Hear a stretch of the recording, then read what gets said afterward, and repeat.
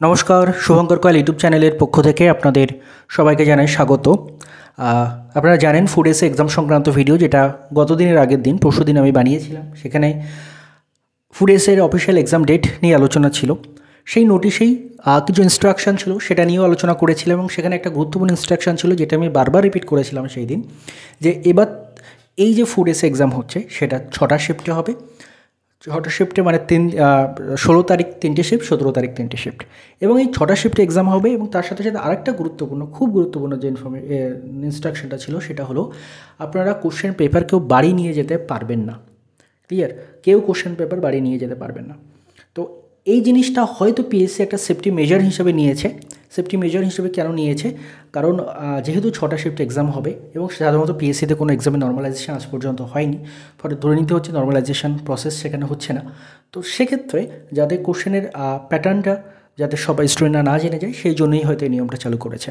But এর সাথে সাথে আরও কিছু গুরুত্বপূর্ণ সমস্যার সৃষ্টি হয়ে গেছে এর জন্য।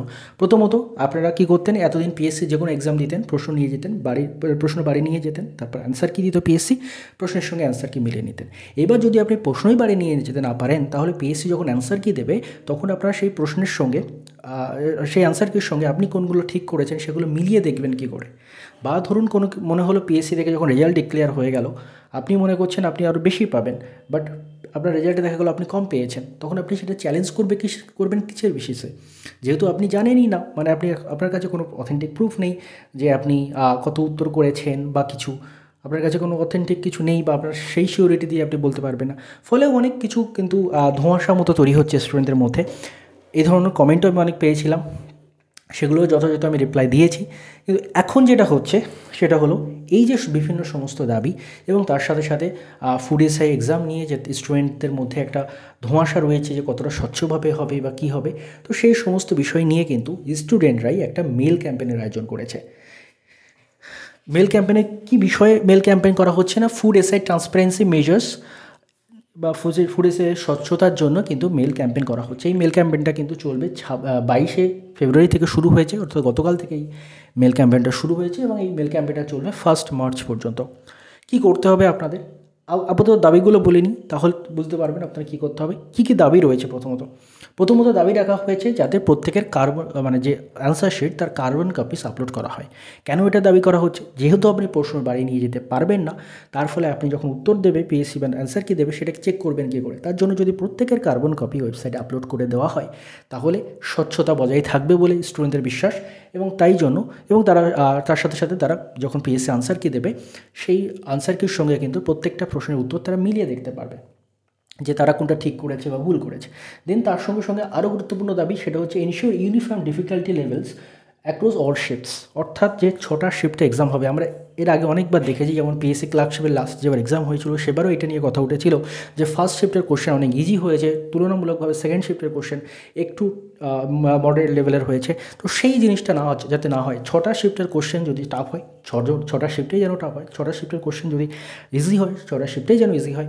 কোনো শিফটের কোশ্চেন টাফ করে দিল, কোনো শিফটের কোশ্চেন ইজি করে দিল, তার ফলে কি স্টুডেন্টদের মধ্যে কিন্তু বিভ্রান্তি ছড়াবে, বা বিভ্রান্তির থেকে বড় কথা ভালো, তাদের সঠিকভাবে জাস্টিস হবে না। অর্থাৎ একজন স্টুডেন্ট যে ইজি শিফটে পরীক্ষা দিচ্ছে সে কিন্তু বেশি সুবিধা পাবে তুলনামূলকভাবে অন্য একজন স্টুডেন্টের থেকে যে টাফ শিফটের এক্সাম দিচ্ছে। তাই প্রত্যেকটা শিফটের কোশ্চেনের লেভেল যাতে সমান হয়, সেই বিষয়টা কিন্তু খুব গুরুত্ব সহকারে দেখতে হবে।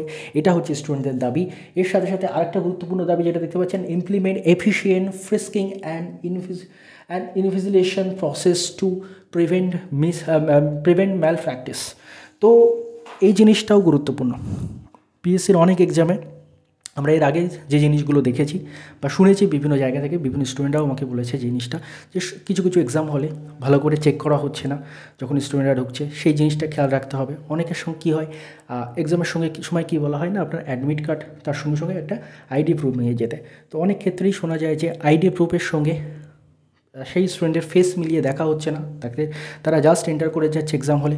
এর ফলে কি একজনের এক্সাম চাইলে অন্যজনও গিয়ে দিয়ে আসতে পারে, এরকম অনেক কথা শোনা যায়। তো এই জিনিসগুলো যাতে না হয়, অর্থাৎ স্ট্রিক্টলি চেক করতে হবে প্রত্যেকটা স্টুডেন্টদের খুব ভালো করে চেক করতে হবে, যাতে তারা কেউ মোবাইল নিয়ে না বসে বা অন্য কোনো ইলেকট্রনিক ডিভাইস নিয়ে না বসে, এবং তার সাথে সাথে প্রত্যেকের ফেস যাতে মিলিয়ে দেখা হয়। যেমন আমার বর্তমানে দেখতে পাচ্ছেন এই ন্যাড়া হওয়া অবস্থা। তো এই অবস্থাটা আমাকে মেনটেন করতে হবে ইউপিএসসি এক্সামের জন্য। কেন? কারণ সেই ইউপিএসসিতে কিন্তু এই গুরুত্বপূর্ণ নিয়মটা দিয়ে দিয়েছে যে আপনার যেই মানে রিসেন্ট ফটো তার সাথে সাথে যে অ্যাটেয়ারে আপনি ফটো তুলেছেন, অর্থাৎ আপনার যদি দাড়ি থাকে তাহলে দাড়ি রাখতে হবে, যদি গোঁফ থাকে গোঁফ রাখতে হবে, যদি চুল যেমন রয়েছে তেমন রাখতে হবে। অর্থাৎ একটা মানে কঠোর একটা নিয়ম করা দরকার যে যাতে কেউ একজনের এক্সাম আরেকজন গিয়ে না দিতে পারে। তো সেই জিনিসটা খুব ভালো করে প্রত্যেক এক্সাম হলে কিন্তু খুব ভালো করে চেকিং করা দরকার, এটাও স্টুডেন্টদের দাবি।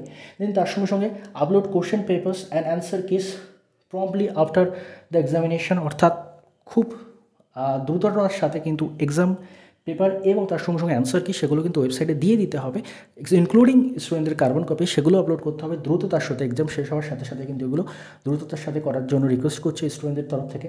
দেন release scan OMR and final answer keys prior to the announcement of the result, অর্থাৎ যেটা বললাম রেজাল্ট প্রত্যেকের ওএমআরের স্ক্যান কপি সেটা যাতে ওয়েবসাইটে আপলোড করা হয় ফাইনাল রেজাল্টের আগে, যাতে প্রত্যেকের ওএমআর কপি আপলোড করা হয়ে গিয়ে থাকে এবং তার সঙ্গে সঙ্গে অ্যান্সার কি যাতে দেওয়া হয়। এবং তার সঙ্গে সঙ্গে গুরুত্বপূর্ণ দাবি যেটা যে প্রত্যেকের ইন্ডিভিজুয়াল স্কোর কিন্তু পাবলিশ করতে হবে, যে কে কত পাচ্ছে সেই ইন্ডিভিজুয়াল স্কোর যেন পাবলিশ করা হয়। তার সাথে সাথে নর্মালাইজেশন করার দাবি থাকছে স্টুডেন্টদের তরফ থেকে, যেটা আমরা দেখেছি স্টাফ সিলেকশন কমিশনের এক্সামে বা রেলের এক্সামে কিন্তু নর্মালাইজেশন প্রসেস করা হয়।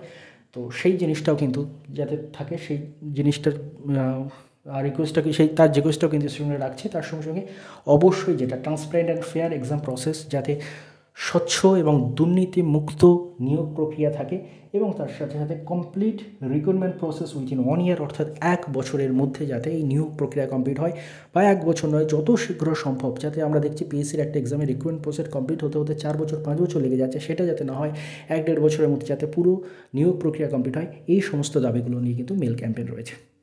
এবার এই মেল ক্যাম্পেইনে কী করতে হবে আপনাদের, এই দাবিগুলোর নিয়ে যে মেল ক্যাম্পেইন রয়েছে এটা চলছে 22শে ফেব্রুয়ারি থেকে এবং চলবে 1 মার্চ পর্যন্ত। প্রতিদিন আপনারা কী করবেন, প্রতিদিন একবার করে অন্তত মেল পাঠাবেন প্রত্যেকে, কারণ যত বেশি সংখ্যক মেল পাঠাবেন ততই কিন্তু আপনাদের দাবিগুলো পিএসসির কাছে গ্রহণযোগ্য হবে। মেল কোথায় পাঠাবেন, কিভাবে পাঠাবেন? পিএসসির কিছু অফিসিয়াল মেল আইডি রয়েছে, সেই মেল আইডিগুলোতে পাঠাতে হবে। এবং মেলের ফরম্যাটটা কী লিখবেন, কে মানে এই যে দাবিগুলো একটা ফরম্যাটে লিখবেন, একটা অফিসিয়াল অ্যাটারে লিখবেন, বা যেমন হয় একটা ফর্মাল মেল যেমন হয় তেমনভাবে লিখবেন। যদি কেউ মনে করেন লিখতে পারবেন না, আর যদি কারো কাছে মেল আইডিগুলো না থাকে পিএসসি, তাহলে কি করবেন, আমি এই ভিডিও ডেসক্রিপশানে আমার টেলিগ্রাম চ্যানেলের লিঙ্ক দিয়ে দেবো, সেই টেলিগ্রাম চ্যানেলে প্রত্যেকে জয়েন করবেন। সেখানে কিন্তু মেলের একটা ডেমো ফরম্যাট এবং তার সঙ্গে সঙ্গে সমস্ত মেল আইডি প্রোভাইড করা থাকবে, যেটা দেখে কিন্তু আপনারা সেখান থেকে জাস্ট কপি করেই আপনারা মেল করতে পারেন। এর সাথে সাথে আমি ভিডিও ডেসক্রিপশানেও মেলের ফরম্যাটটা দিয়ে দেবো, সেখান থেকেও আপনারা দেখে নিতে পারেন। এবং প্রত্যেকে বলবো যখন মেল করবেন, যে মেলের ডেমো ফরম্যাটটা দেওয়া থাকবে দুটো একটা লাইন একটু নিজের ভাষায় লিখে নেবেন বা নিজের মতো করে একটু লিখবেন। কারণ কি হয়, যখন একই লেখায় অনেক মেল আসতে থাকে তখন কি হয় না, অটোমেটিক্যালি এখন অনেক কিছু আপডেটেড হয়ে গেছে, দেখতেই পাচ্ছেন বিভিন্ন কম্পিউটারাইজড হয়ে যাচ্ছে সব কিছু। তো কী হয় না, স্প্যাম ফাইলে চলে যায় কিছু কিছু মেল, সব মেলগুলো হয়তো পিএসসির কাছে পৌঁছচ্ছে না, কিছু স্প্যাম ফাইলে চলে যাচ্ছে। যার জন্য কী করবেন, প্রত্যেকটা মেলে একটা দুটো লাইন নিজের ভাষায় একটু লেখার চেষ্টা করবেন। তো অবশ্যই প্রত্যেকে মেল করুন এবং স্টুডেন্টদের এই উদ্যোগে নিজেদের স্বার্থে পাশে থাকুন। মানে অন্যের জন্য আপনার কিছু করতে হবে না, আপনি একজন অ্যাসপিরেন্ট, আপনার একটা চাকরি অবশ্যই চাই, সেই নিজের চাকরি যাতে আপনি সিকিউর করতে পারেন, তার জন্যই যাতে দুর্নীতি না হয়, যাতে স্বচ্ছভাবে নিয়োগ হয়, সেই লক্ষ্যেই কিন্তু এই মেল ক্যাম্পেইনটা এবং সম্পূর্ণভাবে স্টুডেন্টদের দ্বারা পরিচালিত সেভ ডব্লিউপিএসসি নামে একটা গ্রুপ রয়েছে, সেই গ্রুপের দ্বারা কিন্তু পরিচালিত এই মুভমেন্টটা সম্পূর্ণ, কোনো রকম কোনো পলিটিক্যাল ব্যাকিং নেই। তো তাই জন্য কিন্তু নিজেদের দাবি, স্টুডেন্টদের দাবি, স্টুডেন্টরা জানাচ্ছে পিএসসিকে, অর্থাৎ এক্সাম যারা দেবে তারা জানাচ্ছে যে এক্সাম যারা নেবে তাদেরকে। তো অবশ্যই কিন্তু আপনারাও আপনাদের দাবি জানাতে ভুলবেন না। ধন্যবাদ আপনাদের সবাইকে ভিডিওটি মন দিয়ে দেখার জন্য।